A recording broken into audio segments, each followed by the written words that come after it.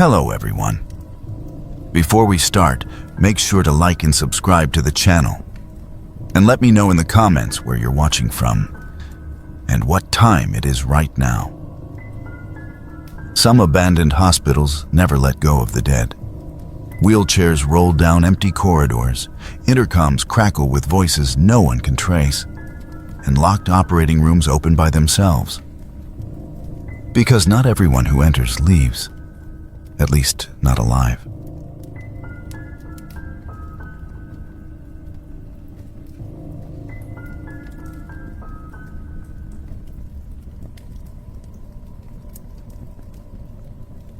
It was the summer of 2004, and I had just turned 19. Detroit was my playground back then. A sprawling city full of forgotten corners and crumbling relics from its industrial heyday. I was deep into urban exploration, that thrill-seeking hobby where you sneak into abandoned buildings to poke around, take photos, and feel like you're uncovering secrets the world has buried. My buddies and I, there were 4 of us, all college kids with too much free time and not enough sense, had hit up old factories, derelict schools, and even a few derelict auto plants. But the one spot that had been calling my name for months was the old St. Joseph's Hospital on the east side. It had shut down in the late 90s due to budget cuts and mergers, leaving behind this massive, decaying husk that locals whispered about. Rumors swirled that some medical equipment was still inside, frozen in time like a snapshot of the past. We planned it for a Friday night in July, when the humidity hung thick in the air and the streets were quiet. Armed with flashlights, a couple of disposable cameras, and a backpack of snacks, we parked a few blocks away to avoid drawing attention. The hospital loomed like a ghost from the Gilded Age. Red brick facade cracked and overgrown with vines, windows boarded up or shattered. We circled the perimeter, hearts pounding with that mix of excitement and nerves, until we spotted a side door near the loading dock. The lock was rusted and busted, probably from years of weathering or previous explorers. With a quick jiggle and a shoulder shove, it gave way, and we were in. The main floors were what you'd expect. Dusty hallways lined with peeling wallpaper, empty patient rooms with rusted bed frames and scattered debris. In one office, we found stacks of yellowed charts and old X-ray films, the kind that made you wonder about the lives that had passed through here. We spent maybe an hour wandering, snapping pictures and joking around to shake off the eerie silence. But it was in the main lobby, under a faded mural of the city's skyline, that we stumbled upon something different. A set of concrete stairs descending into darkness, marked by a weathered sign. Basement wing, authorized personnel only.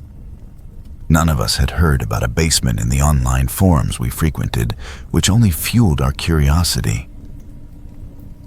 "Let's check it out," I said, trying to sound casual, though my pulse quickened. As we headed down, the air shifted.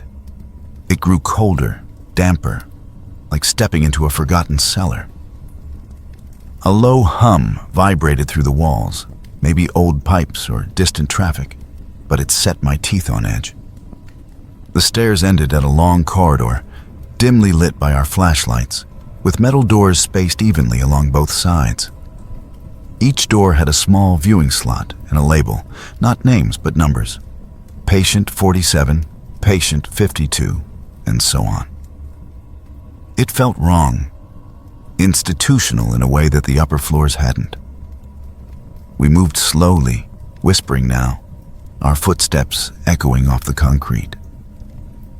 About halfway down the hall, one door caught our eye. It was slightly ajar, a sliver of blackness peeking through. We pushed it open cautiously, the hinges groaning like they hadn't moved in decades. The room inside was tiny, no bigger than a jail cell. with a bare metal bed frame bolted to the floor and a single drain in the corner. But what stopped us cold was the wall opposite the door. Scratched deep into the faded blue paint, in handwriting that looked frantic and uneven, were the words, "Don't let them take me again." The letters were jagged, like they'd been carved with a nail or a shard of something sharp. We stood there, flashlights trained on it, the hum in the walls seeming louder now. "What the hell is this?" one of my friends muttered. We speculated in hushed tones, maybe a patient's desperate plea or some vandal's idea of a joke, but it didn't feel like a prank. The scratches were too raw, too personal. Before we could snap a photo or debate it further, a loud slam echoed from the far end of the hall, like a heavy door swinging shut. It was followed by the slow, deliberate squeak of another door opening nearby. Our imaginations ran wild in that split second. Security guard, squatter, or just the building settling. But we weren't sticking around to find out. Adrenaline surged, and we bolted back the way we'd come.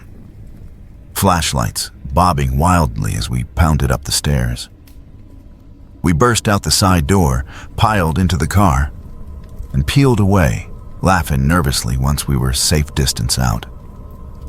No one followed us. No sirens wailed. We were just dumb kids who'd pushed our luck. That night, back at my apartment, I couldn't shake it off.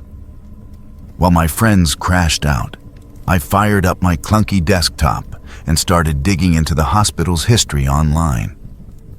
What I found pieced together the puzzle in a sobering way. St. Joseph's had indeed operated a psychiatric wing in the basement during the 1960s and 70s, a time when the mental health treatment was often brutal and underfunded. Reports from old newspaper archives and a few survivor testimonies mentioned patients being held in solitary confinement for weeks or even months, sometimes as punishment, sometimes due to overcrowding. There were allegations of neglect, with some folks claiming the isolation drove people to desperation, leading to self-harm or frantic messages like the one we'd seen. The wing was officially sealed off in the early 80s after reforms and inspections, with the doors supposedly welded shut and the area condemned. But clearly, time and neglect had undone that. Maybe water damage or urban decay had pried things loose, or other explorers had forced entry before us. In the weeks that followed, we talked about going back, but we never did. Life moved on, the thrill wore off, and we got busy with classes starting up in the fall. I shared the story anonymously on a few urban exploration forums, and a couple of people confirmed similar finds, chalking it up to the hospital's dark past rather than anything supernatural. Eventually, the city demolished parts of the building in 2006 for redevelopment, turning the site into a parking lot for a new community center. Looking back now, at 40, it's just a wild memory from my reckless youth, a reminder of how history lingers in abandoned places and how close we came to real trouble without even realizing it. We got out unscathed, learned to be more cautious, and that chapter closed as simply as it had opened.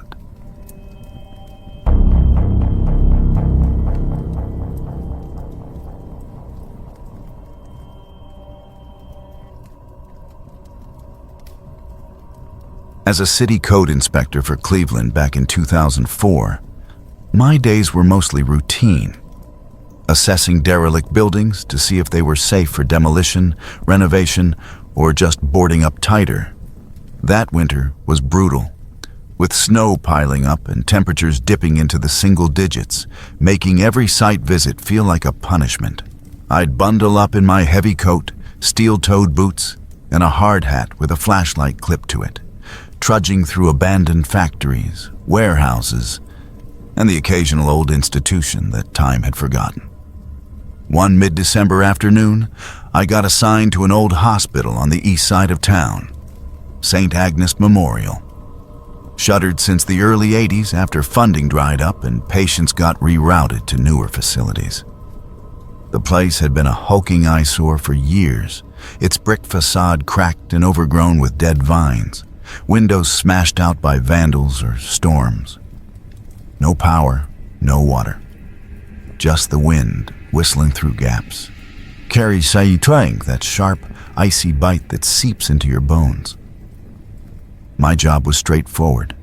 Walk the floors, note structural hazards, check for squatters or biohazards, and file a report recommending it for teardown.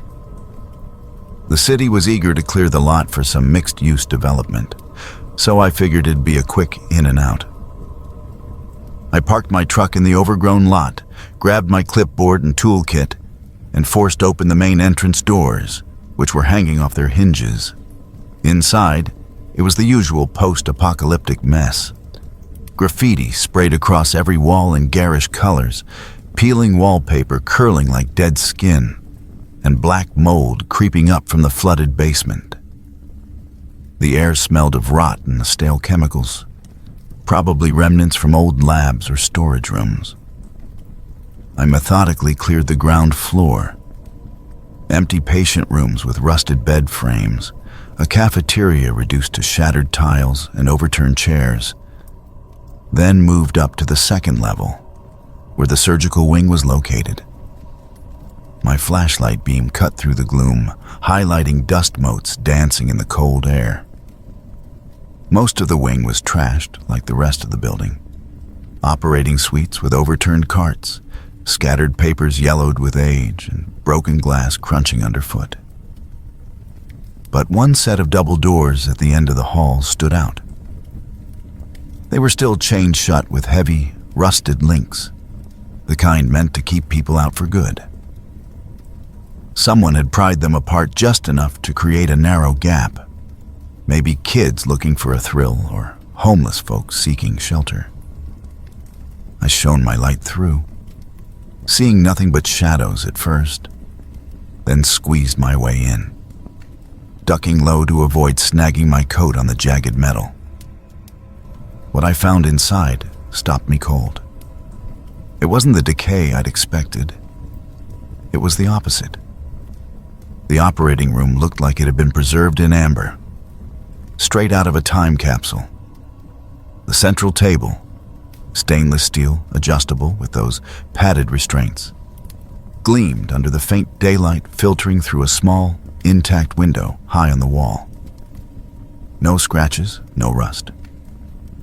Nearby, a rolling tray held a full set of surgical instruments.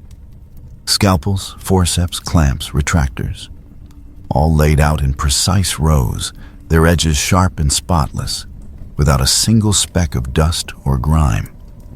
The tiled floor was clean, the walls free of graffiti or mold. And overhead, dominating the space, was the massive surgical light fixture, a multi-bulb array on an articulated arm, glowing steadily with a cool, white brightness that cast sharp shadows across the room. That light shouldn't have been on. The entire building was off the grid. I'd checked the breaker panel in the basement earlier, and it was completely gutted. Wires stripped out, probably by copper thieves years ago. No generators humming, no extension cords snaking in from outside. I stood there for a minute, heart pounding a little faster than usual, trying to make sense of it. Was it some kind of battery-powered setup? A prank by urban explorers? I reached up tentatively, feeling the warmth from the bulbs, but didn't touch anything else. The room felt unnaturally still, like it was holding its breath. As I backed toward the doors, careful not to turn my back fully, I heard a faint clink, metal on metal, like someone gently lifting a tool from the tray. I froze, straining my ears, but it didn't repeat. Probably just the building settling, or wind rattling something loose in the vents. I slipped back out through the gap, my mind racing. No way was I sticking around to investigate further on my own. Protocol said to note anomalies and call for backup if needed. I hustled back to my truck in the parking lot, the snow crunching under my boots, and sat in the cab with the heater blasting while I scribbled my notes.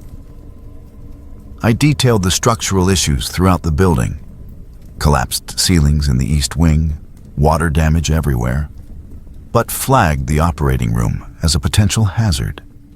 Unauthorized access, possible squatter activity, and that inexplicable light source. I recommended immediate securing of the site and a follow-up inspection with a team, maybe even involving the police if it turned out to be an active hideout. By late afternoon, I drove back to the office, turned in the keys to the supervisor, and filed my report digitally before clocking out. The next day, I got word that a crew had gone in. Turns out, a group of former hospital staff, retired nurses and a maintenance guy, had been using the room sporadically as a sort of unofficial memorial. They'd pried the doors years back, cleaned it up, and rigged a solar-powered LED light from a modern kit to mimic the old surgical one, drawing from panels they'd hidden on the roof. The instruments were replicas they'd brought in for nostalgia's sake. No ghosts, no mysteries, just people holding on to the past. The city sealed it properly after that, and the demolition went ahead a few months later. I wrapped up my part, moved on to the next assignment, and that was that. Another quirky story from the job, but nothing that kept me up at night.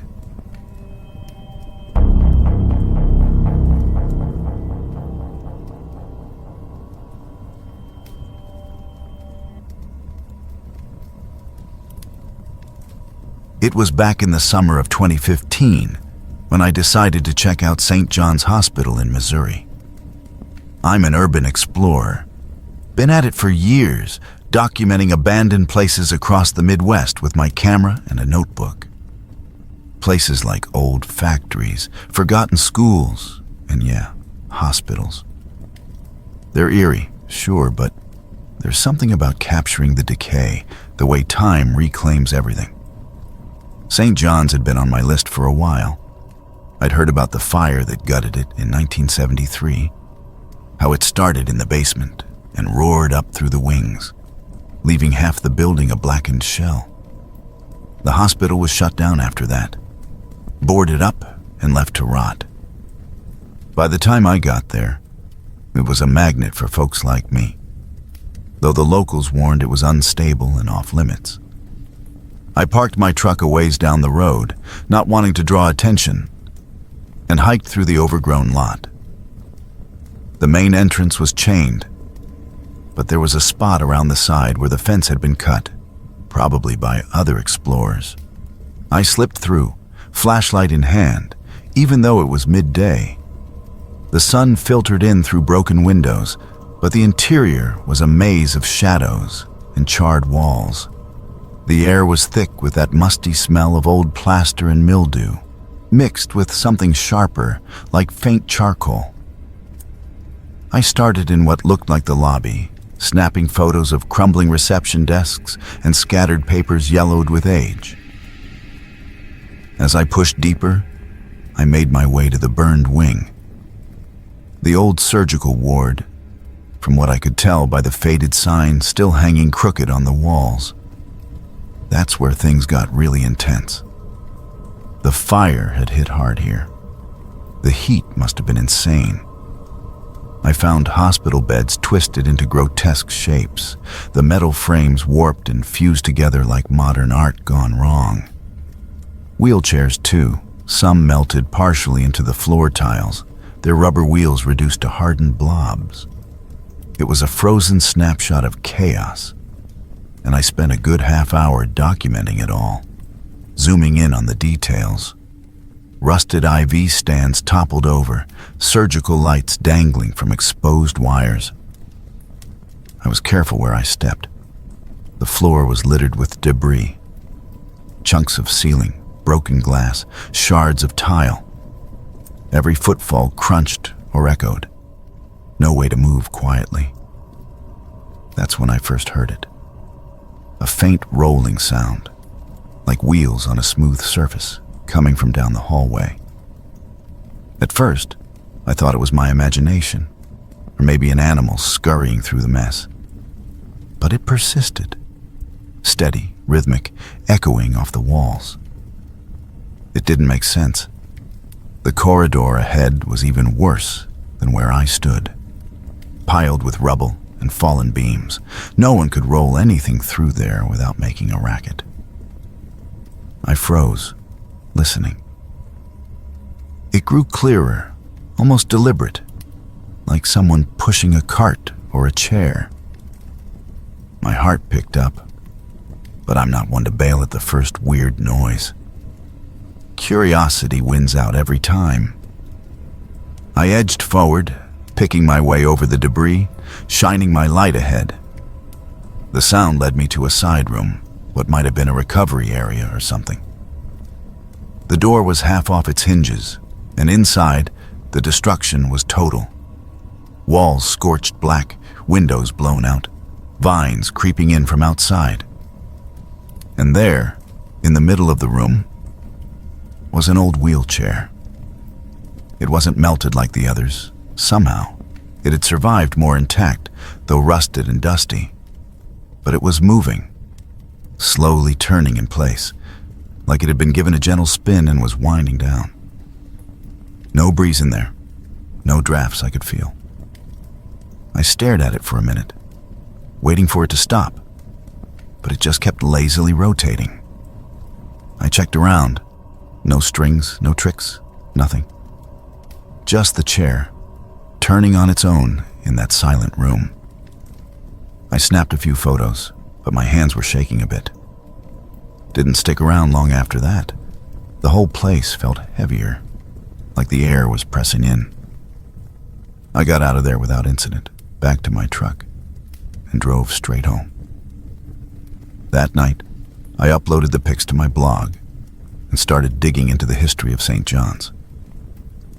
Turns out, the burned wing was ground zero for the tragedy. The fire spread so fast that night in '73, it trapped a bunch of patients in their beds, mostly in the surgical ward. Evacuation teams couldn't get to them in time. Reports said the smoke and flames blocked the halls. Dozens died there, some still strapped in, waiting for help that never came.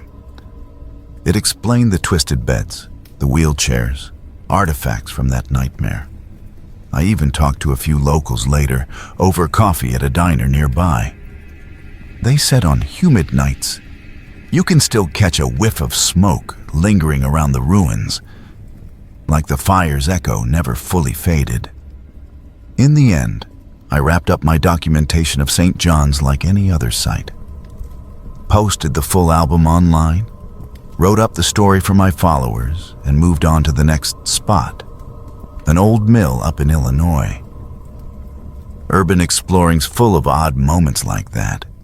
You'll learn to chalk them up to the atmosphere, the history playing tricks on your senses. St. John's is just another chapter closed in my book now, filed away with the rest.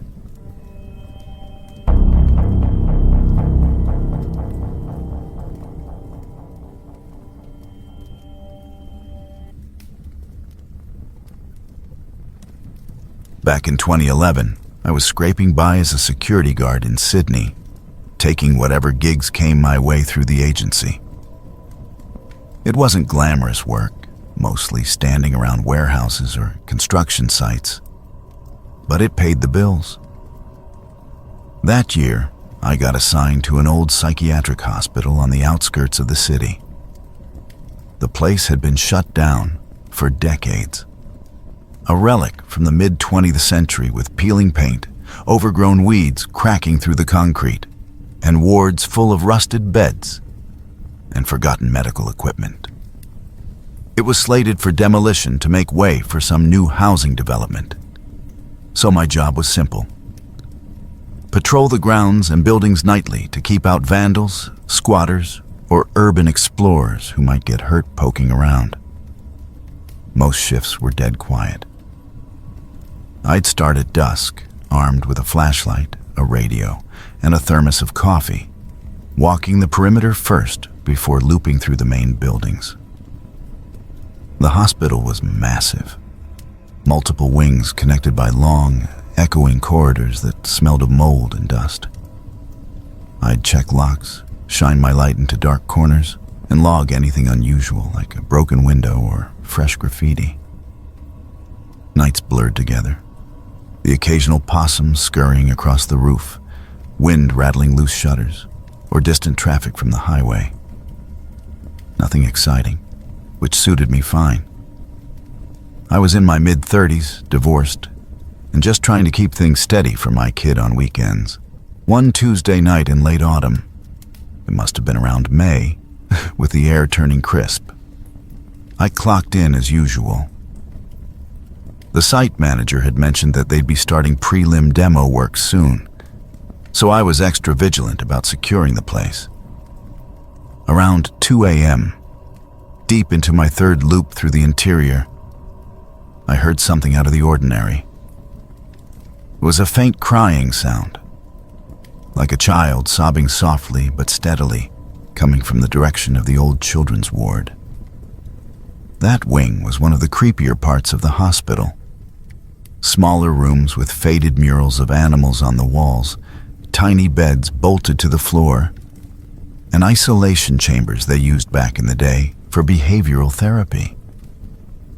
The ward had been locked up tight since closure, but squatters were crafty. I'd chased off a few homeless folks before who snuck in for shelter. I paused in the hallway, straining to listen. The crying echoed oddly through the vents and empty spaces, making it hard to pinpoint. Could be an animal, I thought, a cat or even a bird trapped somewhere, or maybe wind whistling through a crack. But it sounded too human, too rhythmic. Protocol was clear. Investigate potential intruders. I radioed into the off-site dispatcher, letting them know I was checking a noise in the east wing, then followed the sound down the corridor, my boots crunching on debris. The crying grew clearer as I approached a small door at the end of the hall, labeled Quiet Room in chipped paint. It was one of those padded cells, designed to muffle sounds and prevent self-harm. The door was ajar, which set off alarm bells. I'd swear I'd checked it closed earlier. I pushed it open slowly, flashlight sweeping the interior. The crying stopped abruptly, like someone flipping a switch. The room was bare, walls lined with faded, torn padding that smelled of rot. A concrete floor swept clean of everything except dust bunnies. And in the far corner, a single child-sized wooden chair, its legs scarred from years of use. No signs of anyone. No footprints, no discarded belongings, nothing. I stood there for a good minute, heart pounding a bit from the adrenaline, scanning every inch. "Hello? Anyone in here?" I called out, my voice bouncing off the walls. Silence. Feeling foolish, I turned to leave, chalking it up to my imagination or some acoustic trick of the building. That's when I heard it. A whisper right behind me, clear as day. "Don't leave me here." It was soft, almost pleading, like a kid's voice muffled by fear. I spun around fast, flashlight whipping across the room. Empty. No one. My skin prickled, and for a split second I froze, mind racing through explanations. Echo from outside? A prank? Exhaustion playing tricks after too many night shifts? I wasn't one for ghost stories. I'd patrolled plenty of old buildings without incident. But that whisper felt too close, too real. Shaking it off, I backed out, pulled the door shut firmly, and double-checked the lock. No way I was sticking around to play detective alone. I headed straight for the exit, radioing the dispatcher again. Noise checked out, nothing found, wrapping up interior patrol early. The rest of the shift dragged, but I stuck to the outdoor perimeter, keeping my distance from that wing. Dawn broke around 6 a.m., and I clocked out, handing over to the day crew who were prepping for surveys. I mentioned the incident in my log. Crying sound, possible intruder, room clear, but downplayed it. No need to sound like I was losing it. Over the next few weeks, I kept an ear out on patrols, but nothing like that happened again. The agency rotated me to other sites occasionally, but I finished out the hospital gig without further drama. A month later, the demolition kicked off in earnest. I was on site for the handover, chatting with the crew foreman while they bulldozed the outer walls. He pulled me aside one afternoon, holding a small, rusted metal nameplate they'd pried from inside the wall of that same quiet room during teardown. It was engraved with a girl's name, Emily Cartwright, and a date, admitted 1972. Turns out, after a quick records check by the city archivists, she was a patient who'd gone missing from the hospital in 1974, presumed a runaway or worse. The plate must have been hidden or embedded during some renovation, forgotten until the walls came down. It gave me pause, thinking back to that night. Maybe the crying was just the building settling, the whisper my mind filling in blanks from the eerie atmosphere. Or perhaps some echo of history lingering in the air. Who knows? But with the find documented and handed over to authorities for any cold case review, the site was cleared. The hospital came down fully by July, replaced by foundations for new apartments. My assignment ended. I moved on to guarding a shopping center build, and life rolled forward.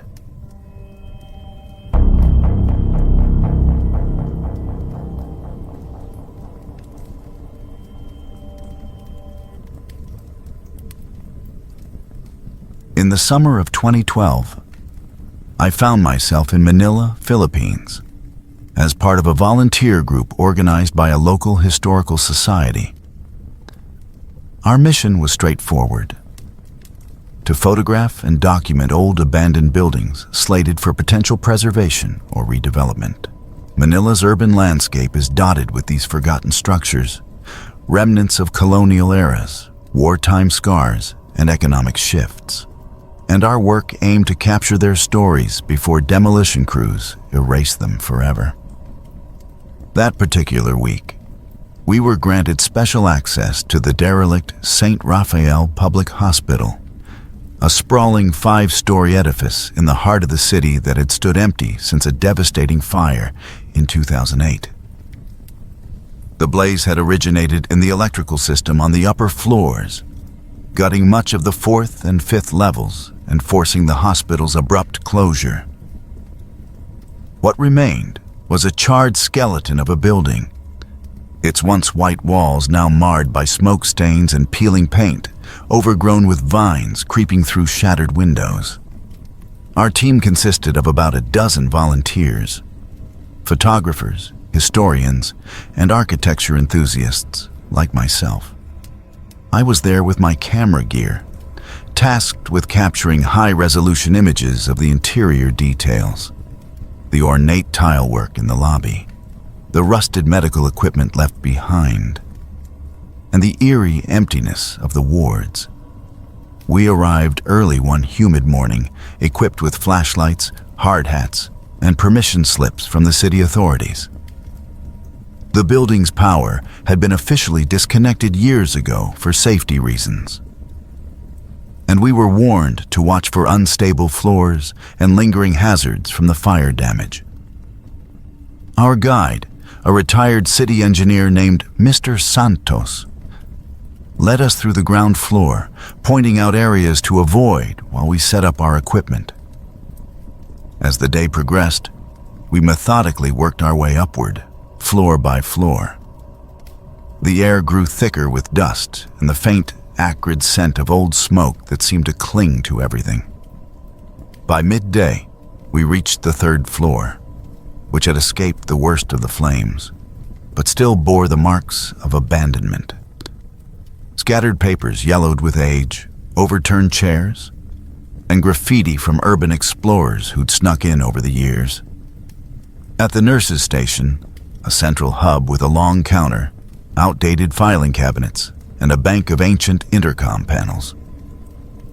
One of my friends, a fellow volunteer named Alex, noticed something odd. The intercom system's indicator light was glowing faintly, a soft amber hue piercing the dimness. "That's weird," Alex muttered, shining his flashlight on it. "Power's supposed to be off. Maybe it's running on ghosts or some residual battery." We all chuckled nervously, the kind of joke that lightens the mood in a place like this, but it planted a seed of unease. We pressed on, splitting into smaller groups to cover more ground. My subgroup, me, Alex, and two others, Maria and Juan, focused on the patient rooms along the eastern corridor. The doors hung askew on their hinges, revealing glimpses of forgotten lives. Rusted IV stands, cracked porcelain sinks, and beds stripped bare except for stained mattresses. As we passed room 306, cataloging the decay with our cameras, a sudden burst of static erupted from the intercom speaker mounted on the wall nearby. It was sharp and unexpected, like an old radio tuning in after years of silence. We paused, exchanging puzzled glances, assuming it was some glitch from humidity or settling debris.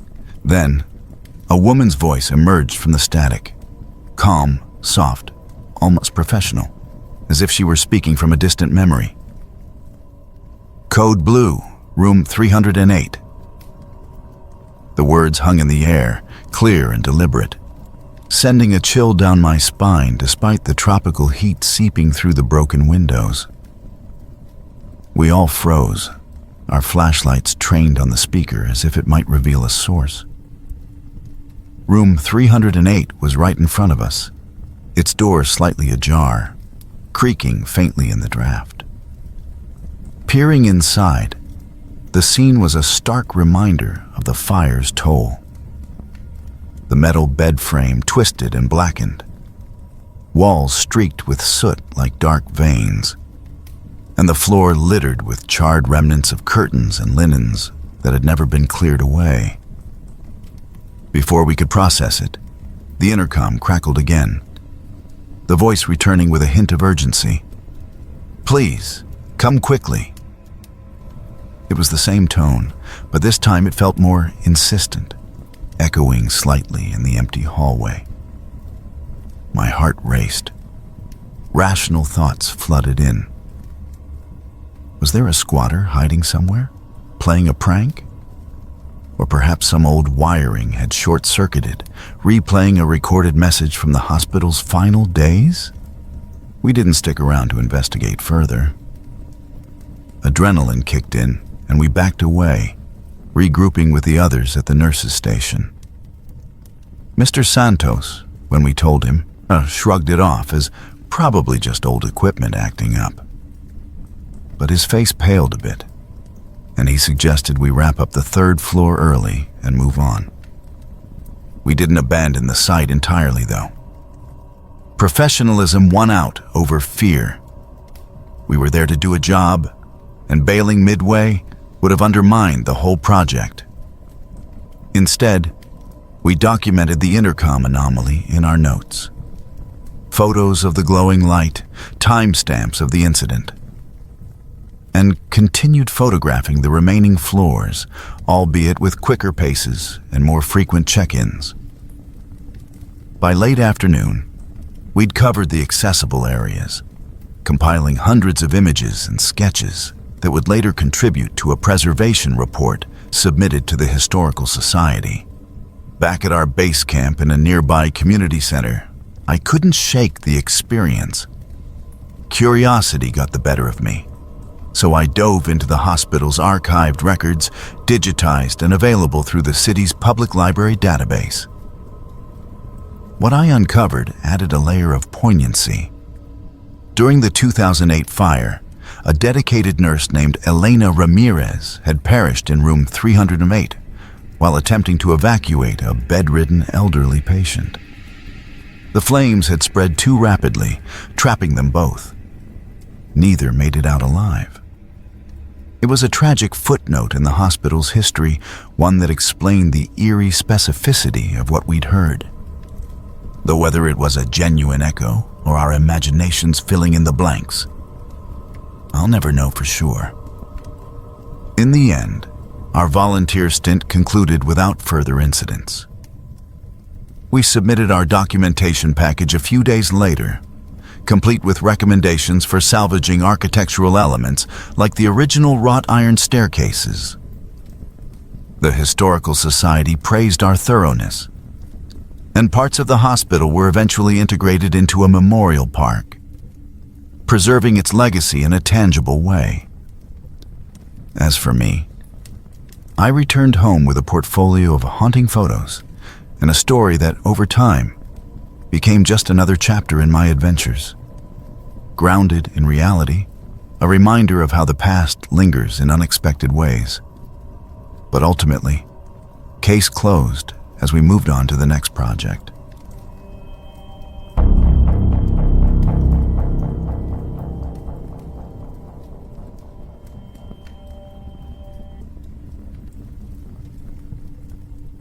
I remember that night like it was yesterday, even though it was back in the summer of 1998.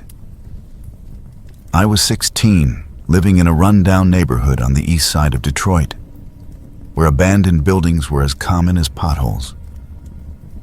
My friends Jake and Maria were always up for dumb adventures, skipping school, sneaking into old factories, that kind of thing. But this one place, the old Willowbrook Psychiatric Hospital, had a reputation that made even us hesitate. Everyone in town had stories about Willowbrook. It had been a state-run facility for the mentally ill, built in the 1920s or something. And it got shut down abruptly in 1982 amid some scandal about funding cuts and patient mistreatment. The official line was that all the patients were relocated to other hospitals across Michigan. But rumors swirled. Whispers of experiments gone wrong, ghosts of forgotten souls, or worse, people left behind in the chaos. The building sat there on the edge of an overgrown lot, its brick facade crumbling, windows boarded up like eyes sewn shut. Kids dared each other to go near it, but nobody I knew had actually gone inside. Until we did. It was a humid August evening, the kind where the air sticks to your skin. We'd been hanging out at Jake's place, bored out of our minds, when Maria pulled out a flashlight and dared us. Come on, what's the worst that could happen? It's just an empty shell. Jake, always the instigator, grabbed a crowbar from his dad's garage, and I tagged along because I didn't want to be the one left out. We biked over under the cover of dusk, parked in the shadows of a nearby alley, and slipped through a chain-link fence that had been cut years ago. The front doors were padlocked, but a side entrance, probably an old service door, had rotted away enough for us to pry it open with the crowbar. The stench hit us first, mildew, dust, and something metallic, like old pipes. We flicked on our flashlights and crept inside. The main lobby was a wreck. Overturned desks, scattered papers yellowed with age, graffiti covering the walls with tags and crude drawings. We poked around a bit, finding nothing but echoes and the occasional scamper of rats. Emboldened, we headed upstairs. The upper floors were more of the same. Trashed offices with filing cabinets tipped over, spilling out faded medical records, collapsed ceilings where water damage had turned plaster into mush. Empty wards with rusted bed frames pushed against walls. It felt eerie, sure, but mostly sad. Like a place that had been full of life and suffering, now just decaying. We joked to keep the nerves at bay, Maria mimicking a ghostly voice, Jake pretending to find hidden treasure in the form of a broken stethoscope. But then we found the stairs to the basement. They were steep and narrow, the air growing cooler and damper as we descended. At the bottom was a long hallway, dimly lit by our flashlights, lined with small patient rooms on either side. Most of the doors hung open or were missing altogether, revealing bare concrete floors and walls scarred with scratches and old restraint marks. It was quieter down there, the outside world muffled, and our footsteps echoed like we were intruding on something private. At the very end of the hall, though, one door was closed tight. Solid metal, no window, just a rusted handle. Jake tried it first, but it was stuck. We all pushed together, and with a groan, it swung inward. The room beyond was small, maybe 10 by 10 feet, with faded mint green walls and a single hospital bed bolted to the floor in the center. The sheets on it were ancient, yellowed and stiff with dust, but they were tucked in neatly, hospital corners and all, like housekeeping had just finished up. And on the pillow, God, I'll never forget this, there was a clear dent, shaped exactly like someone's head had been resting there not long ago. No dust in the indentation either. It looked fresh. We stood there frozen, flashlights sweeping the room. No personal items, no signs of recent use beyond that bed. Mariah whispered, "What the hell? This place has been empty for years." Jake laughed it off nervously, saying maybe some other kids had been messing around. But I felt a chill. The air in there wasn't stale like the rest of the building. It was warmer, almost body temperature warm, with a faint humidity to it, like breath had been circulating. That's when we heard it. A faint dragging sound from the hallway outside. Slow, deliberate shuffling, like feet in slippers scraping along the concrete floor. It started distant, at the far end where we'd come from, but it was getting closer. Step, drag, step, drag. Our flashlights whipped toward the door, but the hall was too dark to see much. Mariah's face went pale. "That's not funny, guys. Stop it." But none of us were moving. The sound grew louder, unmistakable now, accompanied by a soft rasp, like labored breathing. Panic hit us all at once. We didn't wait to see who or what it was. We bolted, shoving past each other out the door, flashlights bouncing wildly as we sprinted down the hall, up the stairs, through the lobby, and out the side entrance. We didn't stop running until we hit the street, gasping for air under a streetlight. My heart was pounding so hard, I thought it had burst. Once we caught our breath, we started piecing it together. That room had no windows, no vents that we could see, sealed off like a tomb. But the air had been warm, lived in. Jake suggested maybe it was a squatter, some homeless person using the place as shelter. Maria nodded, but I could tell she was shaken. We debated going back, but no way. Instead, we biked straight to the nearest payphone and called the cops anonymously. Told them we'd heard noises in the old hospital, figured someone might be in there. A couple days later, the local news ran a small story about it.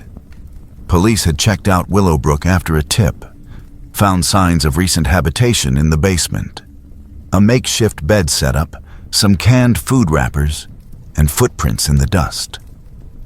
Turned out, it was a former maintenance worker from the hospital's heyday, now in his 70s and down on his luck, who'd been squatting there off and on for years.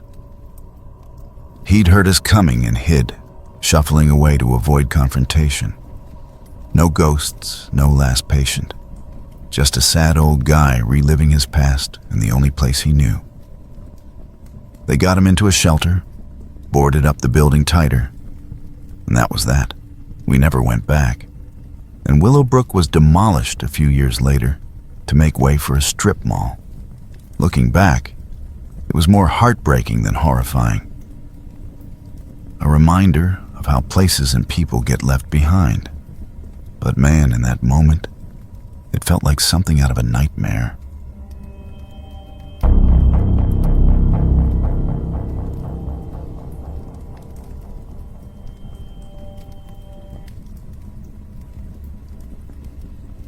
I remember that job like it was yesterday, even though it's been over 25 years now. Back in 1998, I was working for a demolition firm out of Glasgow. One of those outfits that specialized in gutting old buildings and prepping them for redevelopment.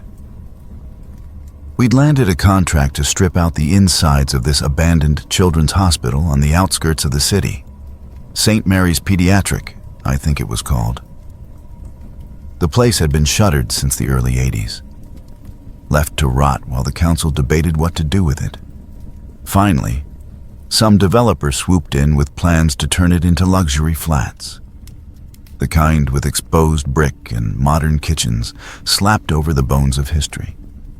The hospital was a massive, sprawling Victorian-era beast, all high ceilings and endless corridors that echoed like tombs. Peeling wallpaper in faded pastels, pinks and blues meant for kids, hung in strips, and the air had that musty, metallic tang of disuse mixed with old antiseptics. In the wards, you'd find rusted bed frames bolted to the floors, ancient IV stands toppled over like drunk sentinels, and even some forgotten toys scattered in the corners. A deflated ball here, a wooden puzzle there. It was creepy as hell during the day, but at night, when the crew thinned out and the shadows stretched, it felt like the building was holding its breath, waiting for something. My role was pretty straightforward. Ripping out walls, hauling debris, disconnecting old plumbing and wiring. We had a team of about 15 guys, mostly locals like me, hardened by years of swinging sledgehammers and breathing in dust. The project manager, a grizzled bloke named Angus with a perpetual scowl and a clipboard, laid out the ground rules on day one. Stick to the assigned zones, wear your hard hats, and don't poke around where you're not supposed to. He pointed out the surgical wing on the blueprints, a cluster of rooms on the second floor that included several operating theaters. Most of them were fair game. Gut the sinks, yank the lights, clear the floors. But there was one marked in red. Theater 4. "That's off limits for now," Angus barked. "Legal hold or some bollocks from the council. Chains on the door. Leave it be." The chain was no joke. A thick, rusted loop wrapped around the double door handles, padlocked tight. It looked like it had been there for decades, the metal pitted and cold. We all gave it a wide berth those first couple of days, focusing on the easier sections. The work was grueling. 10-hour shifts, clouds of plaster dust choking the air, the constant whine of power tools. But it paid well, and I needed the cash after a rough patch with my ex. By the third day, things were humming along. We'd cleared out 2 wards already, piling rubble into skips outside. I volunteered for some overtime that evening, figuring I'd tackle a stubborn section of piping in the adjacent corridor. The sun was dipping low, casting orange slants through the grimy windows, and most of the lads had packed up and headed to the pub. It was just me, the hum of a distant generator, and the occasional creak of the old building settling. That's when I first heard it. The music, faint at first, like a whisper carried on the draft. I paused, wrench in hand, and cocked my head. It was a piano melody, old-fashioned and tinny, the kind you'd hear in those black and white films from the 40s. Plink, plink, plink. Slow and melancholic, repeating a simple tune. I figured it was one of the guys messing about. Maybe someone had left a radio on in another room. But as I listened, it seemed to be coming from deeper in the wing, pulling me toward the locked theater. Curiosity got the better of me. I set down my tools and followed the sound, my boots crunching on bits of fallen tile. The corridor narrowed, the air growing cooler and damper. By the time I reached the chain doors, the music was unmistakable. Muffled but clear, as if playing from an old gramophone inside. I pressed my ear to the wood, feeling the chills seep through. Why the hell was there music in a sealed room? Maybe squatters had broken in, or it was some prank from the crew. But something about it nagged at me, an itch I couldn't ignore. I needed to check it out, just to be sure. I grabbed a crowbar from my toolkit, standard issue for prying stubborn fixtures, and wedged it into the chain.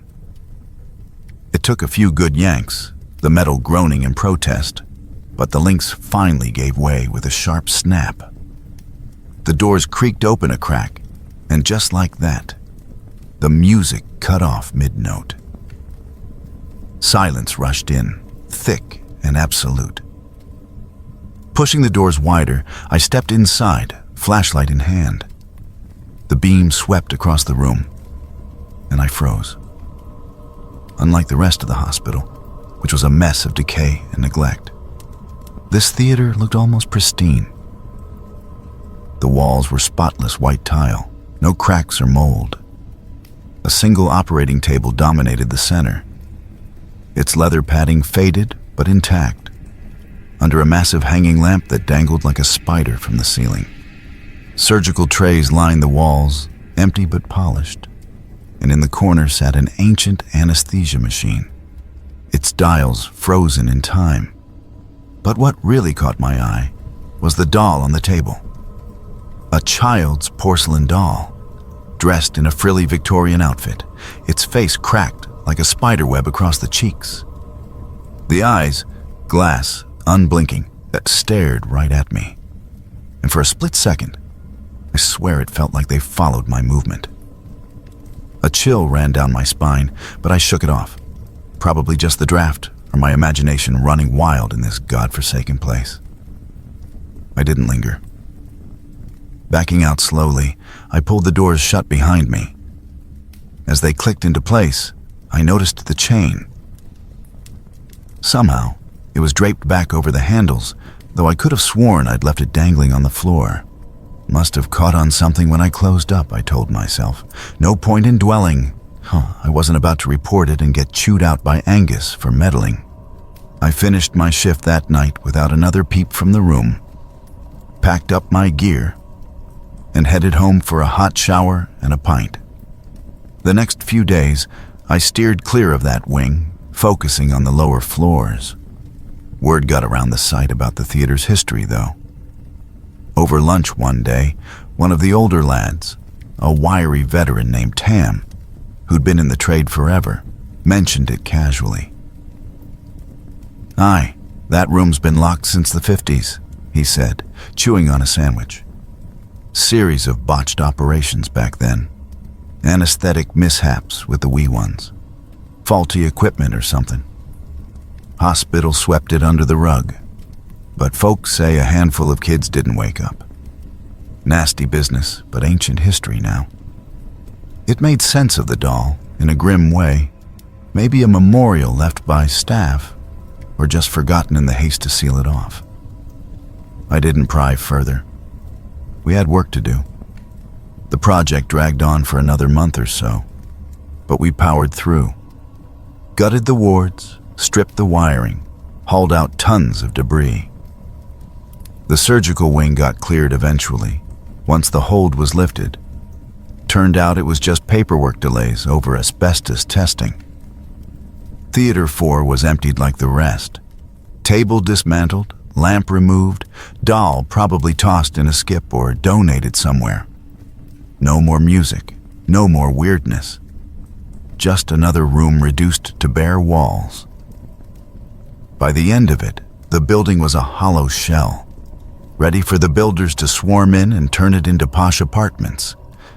We wrapped up on schedule, got our bonuses, and the crew scattered to the next job, some warehouse teardown in Edinburgh for me.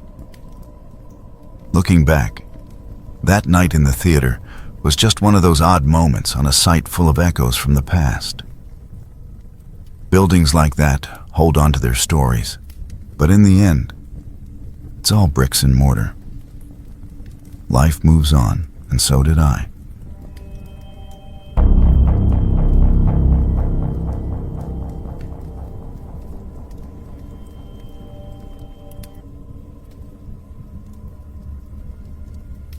It was back in 2004, when I was just 22 and living in Detroit, scraping by with odd jobs and a bit too much free time on my hands. My buddy Jake, who was always into urban exploration, urbex they call it, talked me into checking out this old, abandoned hospital on the city's outskirts. The place was called St. Agnes Memorial, shut down since the late 80s after some funding cuts and scandals. From the outside, it looked like a relic. Boarded up windows shattered by vandals. I say graffiti tagging every wall, and vines creeping up the brick like they were trying to pull the whole building back into the earth. We'd heard stories about it being haunted or whatever, but we were young and skeptical, figuring it was just a cool spot to poke around and maybe snap some photos with our crappy digital cameras. We parked Jake's beat-up Ford a block away. To avoid drawing attention, hopped the chain-link fence and slipped in through a side door that had been pried open years ago. The air inside hit us like a punch. Musty, with that sharp tang of mold and decay. Flashlights in hand, we started on the ground floor. Empty reception area, overturned chairs, patient files scattered like confetti from some forgotten party. We climbed the stairs floor by floor, avoiding the rickety elevators because, come on, who trusts those in a place like this? Second floor was old operating rooms, with rusted surgical tables and cabinets full of broken glass vials. Third and fourth were patient wards, beds stripped bare, IV stands toppled over. By the fifth floor, we were getting bored. Nothing but more of the same rot and graffiti. Jake kept joking about finding hidden treasure or a ghost, but I was mostly thinking about how we'd need tetanus shots after this. We hit the sixth floor, the top one, and it felt even emptier up there. Long hallways with peeling wallpaper, doors hanging off hinges leading to what must have been administrative offices or storage. At the far end of one corridor, though, we spotted this elevator we hadn't noticed on the lower levels. It was tucked away, almost like an afterthought, with a plain metal door that didn't match the rest of the building's outdated style. Out of sheer curiosity, I pressed the up button, even though we were already at the top, and to our surprise, it lit up with a soft orange glow. We both laughed, figuring it was some residual power or a glitch. "No way this thing works," Jake said, shaking his head. But then we heard it, a low hum, like an old motor kicking to life somewhere in the shaft. The doors slid open smoothly, no creak or grind. Stepping closer, we shone our flashlights inside, and that's when it got weird. The interior was spotless. Clean stainless steel walls, no dust, no spray paint, no dents or scratches. The floor was polished tile, and the control panel looked brand new, with buttons for floors 1 through 6, plus B1 and B2. It was like this one elevator had been preserved in a time capsule while the rest of the hospital fell apart. Jake backed off, muttering something about it being a bad idea, but I was intrigued. "Come on, man. Let's see if it actually moves," I said, stepping inside alone. He stayed in the hallway, flashlight trained on me. I pressed the button for lobby, figuring it'd either do nothing or drop me to the ground floor. The doors closed with a quiet whoosh, and the car started descending, smooth as silk, no jerks or stalls. But it blew right past the lobby without slowing. The digital display above the doors kept ticking down. B1, B2, and then it just kept going. B3, B4, B5. My heart started pounding. There were no buttons for anything below B2, but the elevator didn't care. It hummed along like it was on rails, dropping deeper. B6, B7, B8, until it finally dinged at B9 and came to a gentle stop. The doors opened, and a wave of cold air rushed in, carrying this god-awful smell like rotting meat soaked in bleach or formaldehyde, strong enough to make my eyes water and my stomach churn. Beyond the doors was a long, narrow corridor, completely dark except for one flickering fluorescent light way down at the end, maybe 50 feet away. The walls looked like bare concrete, stained and damp. Nothing like the tiled hallways upstairs. I froze, flashlight shaking in my hand, trying to peer into the shadows. Was that movement down there? Or just my imagination? Before I could even think about stepping out or slamming the emergency button, the doors slid shut on their own, and the elevator lurched upward again, climbing back to the 6th floor without me touching a thing. When the doors opened back on 6, Jake was right there, wide-eyed. "What the hell happened? You were gone for like 2 minutes." I stumbled out, gasping, and told him everything: the extra basements, the smell, the auto return. We both mashed the call button over and over, but nothing. No light, no hum. Dead as the rest of the building. Jake swore up and down that he'd researched the hospital blueprints online before we came. St. Agnes only had 2 basement levels, max for storage and boilers. No B9, no secret corridors. We didn't stick around after that. We hightailed it down the stairs, out the side door, and back to the car, hearts racing the whole way. That night, I couldn't shake it. Kept replaying the descent in my head, wondering if I'd imagined the whole thing from inhaling too much mold or something. Jake and I talked it over the next day, and we decided to dig deeper, literally. We went back during daylight a week later, this time with a couple more friends and some tools. No sneaking around. We even called the city to see if anyone owned the property or if explorations were allowed. Turns out, it was slated for demolition soon anyway. We pried open the elevator shaft on the ground floor, carefully, with crowbars and safety ropes, and shone lights down. Sure enough, the shaft went deeper than it should have, but not to some mythical B9. It bottomed out at what looked like an old service level, maybe B3 or B4, abandoned and flooded with murky water. The extra descent? Probably a malfunctioning display panel or faulty wiring from years of neglect. That pristine interior? Turns out, some maintenance crew had been in there recently. City records showed they'd serviced a few elevators in abandoned buildings to prevent accidents, and this one must have been overlooked in the shutdown. The smell was likely sewage backup or dead animals in the lower shafts, amplified by the enclosed space. As for the auto return and the doors closing on their own, we chalked it up to a glitchy sensor or timer. Old elevators sometimes had safety features like that. Jake's blueprint research? he'd pulled from outdated public records. The hospital had unpermitted expansions in the 70s for storage, never documented properly. We reported our findings to the city inspector anonymously, just in case. And a few months later, the whole building came down in a controlled demo. Watched it on the news from my apartment. Big cloud of dust, and that was that. Jake and I still laugh about it over beers sometimes, how we turned a boring urbex trip into our own little mystery. But mostly, it taught me to stick to well-lit adventures from then on.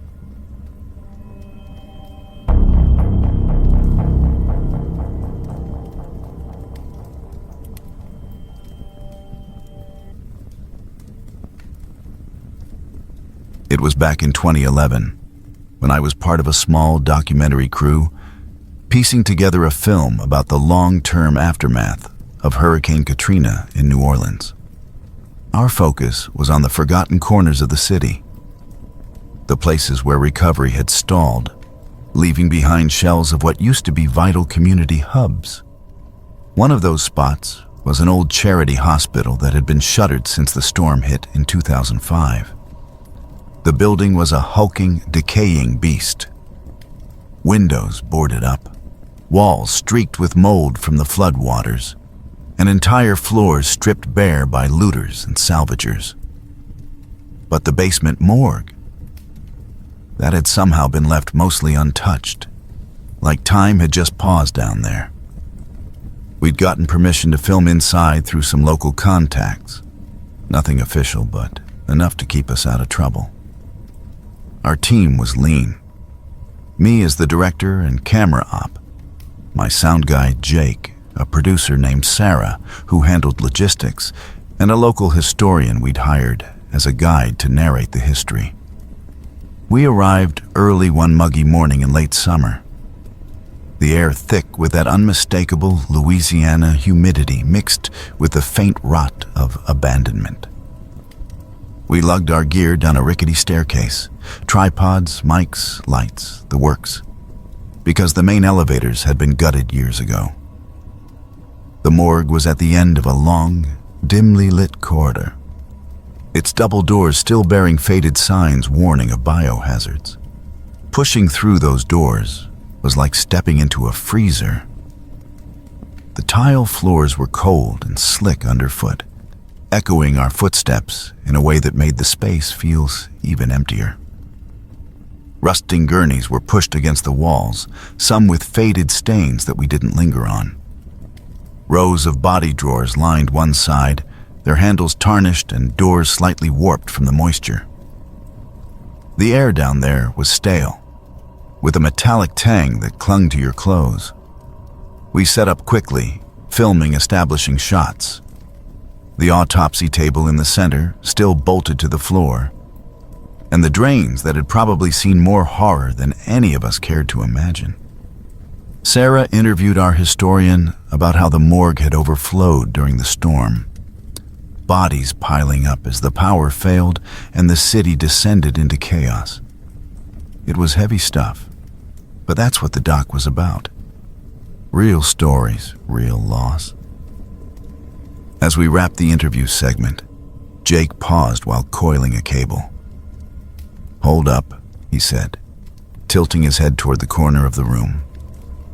There was an old service elevator there, the kind used back in the day to transport bodies discreetly from the upper floors. Its doors were wedged slightly ajar, maybe from settling over the years.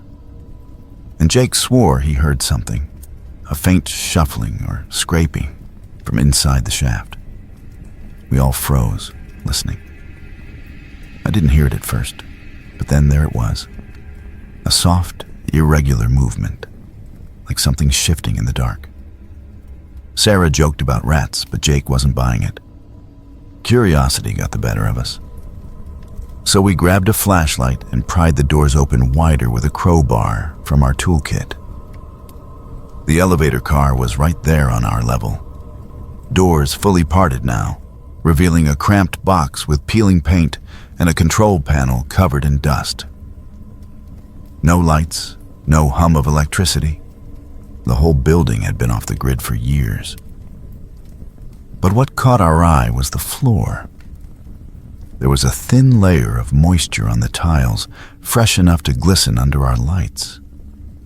And leading out from the elevator was a trail of what looked like wet footprints. Partial impressions, smudged but distinct, as if someone in bare feet or soggy shoes had stepped out and walked toward the autopsy room. We followed them, hearts pounding a bit faster than we'd admit. The prints were uneven, like the person had been dragging one foot slightly, and they stretched about 10 feet across the morgue floor before nothing. They just stopped dead in the middle of the room. No scuff marks, no diversion, as if whoever made them had simply vanished into thin air. We poked around for explanations. Maybe condensation from the humid air above dripping down the shaft, or some animal that had wandered in. The historian mentioned old rumors about the hospital, staff seeing shadows or hearing echoes during the Katrina chaos. But we chalked it up to the creepy atmosphere playing tricks. We filmed it anyway, turning it into a quick B-roll segment for atmosphere in the doc. Sarah noted it in her log as a weird anomaly, and we moved on to other shots. Close-ups of the drawers, the gurneys, the faded labels on the walls. About an hour later, as we were breaking down the setup, packing lights into cases, wrapping cables, the unexpected happened. A low groan echoed from the elevator shaft, the unmistakable creak of old cables straining under weight. We turned just in time to see the car shudder and begin descending, slow and deliberate, into the darkness below. The control panel stayed dark.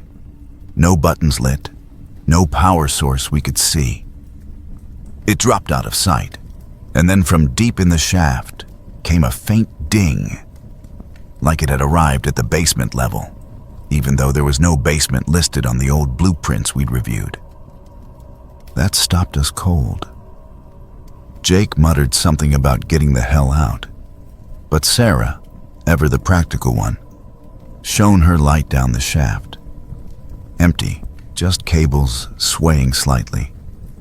We debated calling it a day, but we'd already invested too much time and traveled to bail early. Instead, we waited a few minutes, nerves on edge. And when nothing else happened, we rationalized it.